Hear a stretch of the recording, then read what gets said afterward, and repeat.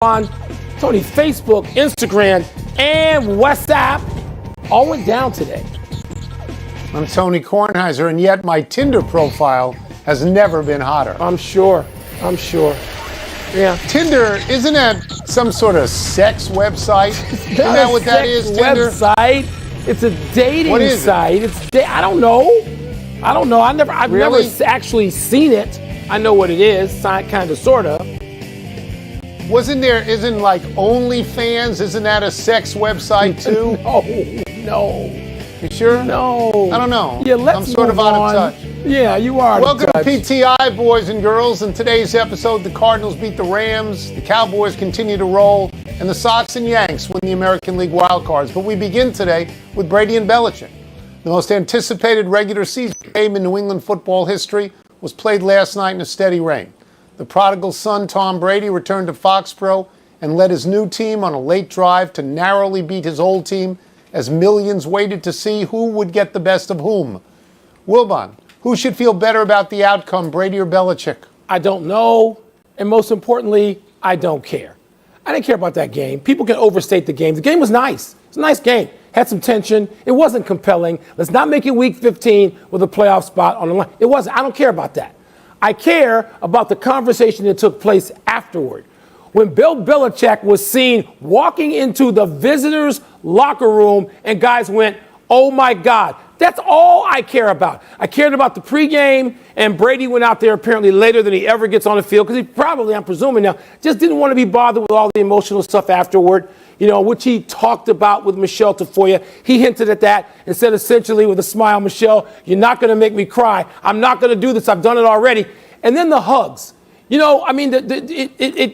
It meant something to see how long he lingered specifically with each person. And you could tell how important that person was to Brady's football life, maybe more than that, by how long he hugged them and whether they whispered in each other's ear and the fake phony hug with Belichick on the field. But then in the locker room, this conversation with Belichick, that's what I care about. I don't care about this game. That's for people in Tampa and New England, not for the rest of us, the game. So there were two things I cared about. I did care who won the game. I did. And I thought that, if you were a New England fan and you took the 4.5 points that came to you, you won. Even though Tampa Bay won very narrowly. So that's for their team. Mike, nobody just cares only what you care about. Other people care about other things. And New England fans could get almost the win in that. And then I cared about what happened after the game when they saw each other. And it was very Belichickian to me in the sense that it was a very perfunctory hug that you might give your third cousin at a wedding. Phony so I was hug. pleased to learn that Belichick sought Brady out in the locker room afterwards. I don't know what was said. I don't think I will ever know, but I was pleased about that. To answer the question, I actually think that Belichick got more out of this than Brady. Brady did not have a particularly good game. Brady, in the first half, was overthrowing everybody. Maybe it was the rain. Maybe he was amped up. I'm not sure. He got out of there narrowly, and I think he's grateful to get out of there narrowly, whereas Belichick's team played really well. They had a great defense. They kept the game very, very close. They may have found a quarterback, not necessarily a successor to Brady, but Mac Jones played very well. And I thought Belichick got everything out of it to win. And I thought that the rain, because I'm a lit major, I thought the rain was perfect and it was an omen. And it was going to say to Tom Brady when he walked out on the field, "You're not going to light up the sky. The sky can't be lit up tonight. We got rain on you, pal. Rain on your parade." And so for me, it was more meaningful than obviously for you. Yes. And by the way, do I need to quote the great Herm Edwards to you? I'm sorry. Bill Belichick got something out of this. A guy who wears 6 Super Bowl rings. No, guys like him and Greg Popovich and Phil Jackson, they don't get jack out of losing a game, ever. We talk to them. We know. Well, Bill Belichick didn't get squad douche out of that game. He lost the game. That's all Bill Belichick cares about. I understand that, Mike. I'm looking at nuance and subtlety in a larger picture, and I think that he got something out of this because Tom Brady didn't beat him down. And if that kick was 2 feet to the right, he'd have won the game. It might have gone over. Yeah, then they might have won the game. Then he'd have got something out of it. As it stands, let's move to your Super Bowl team getting beat down, stuffings beat out by my Arizona Cardinals. Kyler Murray was an efficient 24-32 for 268, 2 touches, no picks. While the Rams offense, it wasn't terrible, but it looked pedestrian for the first time all season. Tone, what does this result do to your assessment of your Super Bowl pick and the NFC West? Okay, so I'm sitting here now and I'm admitting I got to eat it right now today. I have to, because I was trumpeting the fact that the Rams were going to be in the Super Bowl, and Matthew Stafford was great, and he was to that point, and they were to that point. They were 3-0, and he had 9 touchdown passes and 1 interceptions. And that Arizona went there and beat them, okay? Pounded them. I think it was 37-13 at one point in the fourth quarter. This is a beatdown. So if I have to reassess, I will reassess to say that right now, today, a lot of weeks to go, 12 to go, but right now, today, Arizona is the best team in the best conference in the National Football League. And I would further reassess in this way, Mike. Jimmy Garoppolo went out again. Yeah. That guy is fragile. That was more important. He's fragile. Yeah. He's out again. And Seattle beat them. Right now, I would have San Francisco at the bottom of that particular division. Yeah. And Seattle with a chance on Thursday night, a game that feels like it's going to be great. Seattle at home against the Rams. Yeah. They could establish themselves. They could pass the Rams. You don't have to eat it. And there's no reason to reassess anything because it's week 4. Okay, and so we're not going to be, as I say every week, not going to be like the other shows. We're not going to make the grandest of pronouncements after week 4. The Rams will be fine. I think this was good for the Rams because everybody, starting with this show and you, were singing their praises and they needed to get knocked back on their heels a little bit, Tone. It's one game in division. They get them again, albeit in the desert as opposed to in L.A. Kyler Murray was terrific yesterday. He was. Yes. That whole team was what it needed to be. And so they were impressive. Am I now going to make them the prohibitive favorites to win the NFC? No, I'm not going there. I'm impressed with the Cardinals. You know, the fact that they won that game on the road the way they did with the Rams riding high, very impressive. Don't take the play to Crow and slide it away. You don't need to deal with that yet. No. It's too early for mea culpas. Okay. A couple of things should be said. 3 games in a row for the Rams are Tampa Bay, Arizona, and Seattle. Yeah, it's tough. That's as hard as you're going to get. That's as hard as you're going to get. And this victory by Arizona was every bit as impressive as the Rams over Tampa Bay, and probably more so because it was on the road. Agreed. Because it was on the road. And Kyler Murray, you cannot take your eyes off him. We move on. Wilbon, you didn't think we wouldn't do baseball, did you? No, we You were right all along. It's the Yankees and the Red Sox in the wild card. Mr. I-95 the Yankees got a walk-off infield. They got a walk-off infield hit by Aaron Judge to beat Tampa. 1-0 to qualify. And the Red Sox got the gift that never stops giving, the awful Nationals bullpen, that allowed them to turn a 5-1 deficit, boom, wink of an eye, into a 7-5 win. They're in. Left out of Toronto with 91 wins and Seattle with 90. Wilbon, is this the best possible result or a kind of a letdown? Letdown. Letdown. I'm not let down.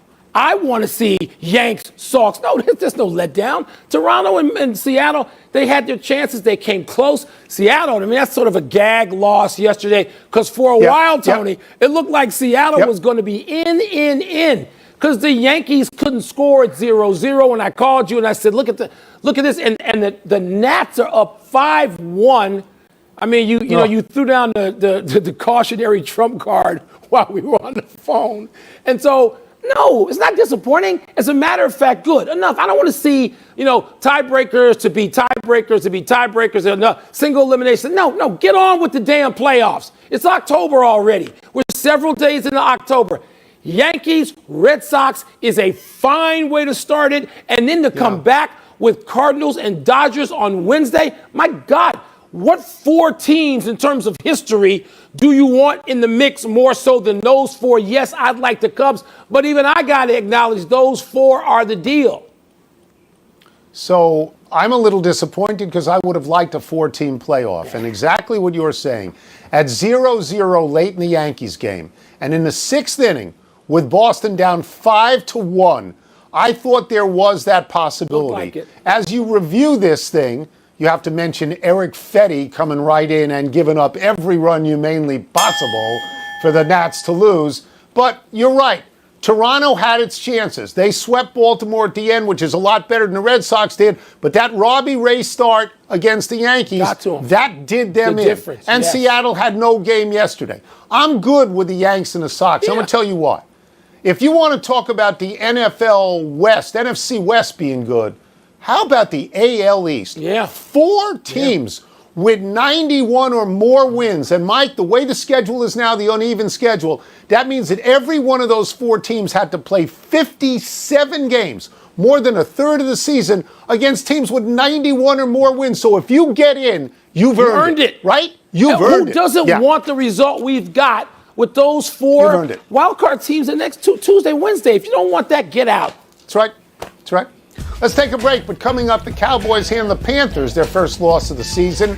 Is it time to take Dallas? That's your issues. Nah. So let me see what's first. We're never the right people for that. Is it time to take the Cowboys seriously? No. No, what month is it? Huh? It's barely October. The Cowboys have done all kinds of wonderful things in the PTI era, meaning 20 years. They were fine to notice and point out and maybe even celebrate from time to time in October and November and every now and then December. But what the hell happens to the Cowboys in the PTI era? By the time we get to January, they implode. They go south. They look like the Cowboys of recent vintage, which is to say junk. So why am I going to pay special attention to the Cowboys the first Sunday in October? Are you going to do that? Because I'm not. I am. I would say emphatically yes. I would say that the Cowboys are a lot better than I thought. Dak Prescott is a lot better than I thought. He's got 10 touchdown passes and only 2 interceptions. He's got the second highest completion percentage in the whole league at 75%. They look to me like, you know, a top 10 team right now. I'm not going to go any further than that. And by the way, they've beaten some good teams, Mike. They've beaten the Chargers, the Eagles, and the Panthers. That's not the Falcons and the Jaguars. I mean, maybe Carolina was suspect at 3-0. Maybe they're not as good as we thought, but they're a pretty good team. Yeah. So I would say that at the moment, the Cowboys they're not going to just scrape by and make the playoffs. They're a good team. Really? I'm not going any How do further, we know but that? they're a good team. Because they scrape by every year, and some years they don't make the playoffs. What? I'm sorry. They pay me to know. How many times have you praised the Cowboys in October in the past 20 years? And I know. They could be 4-0. They could be 4-0. They're 2 points down to Tampa Bay. They could be 4-0. You crown them. Who should be feeling better about what their rookie quarterback did, the Jets or the Bears? The Bears beat the Lions. The Lions are the worst team in the NFL. I think the Lions are worse than the Jaguars. I mean, they both have had moments where they looked competitive in game, but that's not what happened ultimately. The Detroit Lions, Tony, you can make the case, and I'll make it, they're the worst team in North American sports historically. So in the past 60 years, I say the Lions are that. And so yesterday I'm watching my guy, young Justin Fields. I'm glad he had a nice game. You know, I think he was 11 of 17. He threw a pick that was tipped. It wasn't really his fault. He played well enough to get them a win over the worst team. So I'm going to go with your guy. I'm going to go with the Jets, the Jets quarterback, who has a nice arm at least. Yeah. No, I agree with you. I agree with you with Zach Wilson. They beat a playoff team, a consistent playoff team, Tennessee. They went to overtime and they beat them. In the second half alone, Zach Wilson passed for 232 yards, 2 touchdowns. He had a quarterback rating of 129.4, and he dropped one right down the chimney to Corey Davis. I agree with this. The Jets were at home. But he probably didn't get booed yesterday either. I'll give you another reason that he was better. What? This is his 4th start. It's only Justin Fields' second start. The more starts you get, the better you can look. Look at Justin Herbert last year, 1-9 at one point, and then finished up well. I want to see what Justin Fields does against the Raiders, and I'll be there in person for that this Sunday. Any problem with the Ravens going for the rushing record instead of kneeling down? Tony, in real time, I don't think I was aware of this because it didn't seem like, the word record. We got 2 generations of people in this business who call everything a record. It's just a first. It's not really a record. But 100 yards or more in 43 consecutive games. And Harbaugh admitted afterward that this was on him. He wanted his players to have that. He felt they had earned that. That was going to make everybody sort of feel better. And so Fangio was upset about it. I don't know why. They're running the ball. Anything less is only taking a knee. They weren't throwing it around the yard. They weren't running trick plays. They didn't do Jerry Glanville on Sam Weish. This is a much ado about nothing. And it's not a record. It's a first. Well, I think that they tie the record, and if they get another one, they will actually have the record. I thought it was sort of high schoolish when I saw it. I was watching on the Red Zone, and everybody just assumed that they would kneel down, and then I read Fangio's comments that he thought it was rinky-dink. But John Harbaugh has owned this. John Harbaugh said this is completely his idea to get those few remaining yards, and I will say this. It's 43 games, Mike. That's almost 3 full seasons. If you are going to use that phrase to build an identity or build a culture, that's what they've done there. So I understand why that's important to Harbaugh, but I will say this. If he'd gotten a guy hurt, I'd be slamming him today. And that he didn't do it. That would be fair, Tony, but he didn't get a guy hurt. That's right. It was just a little more than taking a knee. It really... When Belichick was asked after the game, did he think about going for it, he indicated, not really, when he said, quote, not really. Not really. Yes, thank you, Bill. Frank Isola, around the horn to you. Did Belichick make the wrong call? Well, obviously it did because it hit the upright, and what happened with that doink was it deprived us what could have been a magical ending here. Tom Brady, 2 timeouts, 55 seconds ago, going up against Bill Belichick, whose bread and butter is defense. I would say this, though. Nick Folk has made 49 of 54 field goals since joining the Patriots. The Patriots have always been a team about special teams and defense, and the kick was long enough. Maybe he just wanted to take some of the pressure off of his rookie quarterback in that moment. Let's kick it, take the lead, and we'll rely on our defense. You're all right with the play call there. Kevin Blackistone, how about you? No, not really. I mean, because first of all, your kicker has an injured leg, so he can't really get into it like he normally would. Second of all, they're playing in weather conditions that can be appreciated only by the folks that do deadliest catch. So in that case, you got to go for it and take your best shot there. And you know what? If Tom Brady can come back and beat you like he's beaten every team in his career at some point, then so be it. But you got to go for it at that point. Tim Kalisha? I thought it was a give-up move by Belichick, really. He used to surprise us by going for it when we didn't think other coaches would go for it. Now he's kicking, as Kevin said, 56 yards in the rain. That's a very tough kick. I know he came close, but A, he didn't make it. B, you're leaving way too much time on the clock for Brady. And 3, Mac Jones at one point completed 19 straight passes. He can throw a 3-yard pass. Get a little closer, run some time off the clock, then try your field And Woody Page. Let me help you out, guys. If you go for a field goal in that situation of 56 yards, the chances of making it are 45%. At 4th down and 3, your chances of making it are 52%. Even I can figure out that that's a 7% difference, and it gives you an opportunity to keep the clock moving so you don't give the ball back to the Bucs and to Brady. And I don't understand. Belichick has made decisions like that in his career, once against Peyton Manning, because he didn't want Peyton Manning to get the ball back. It didn't work then, but it could have worked last night. You got a kicker that's got a bad plant leg also. Right. And Frank, you brought up long enough. his accuracy with the team. You know the last time he was able to hit from 56 yards? I think 55. No, it's been a it was decade. Long enough. A decade since he did. You guys want him to gain, the 2 extra yards? Frank, are you calling this a moral victory for New England? No, I'm not. Here's why. I like the way that Mac Jones played, but the Patriots hurt themselves with the turnovers, the fumble and the interception. This was a game that they could have had because they played well enough defensively against Tom Brady. The big hype for this game, the Adele extravaganza, did it really land for you, Kalisha? Because do Brady and Belichick have closure now? Does Schwartzy have closure? That's what I'm asking you, Timmy.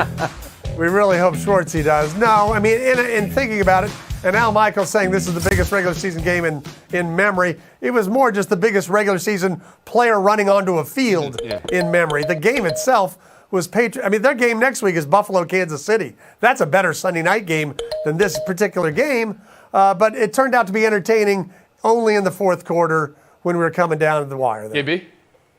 Well, the question is it closure for the rest of us? Is it closure for the media? Is it closure for the fans? I mean, I think we saw it summed up after the game. We saw these two guys embrace on the field. We heard about them having a 20-minute private conversation afterwards. We heard Brady come out and say, you know what, I'm good with it. We don't know what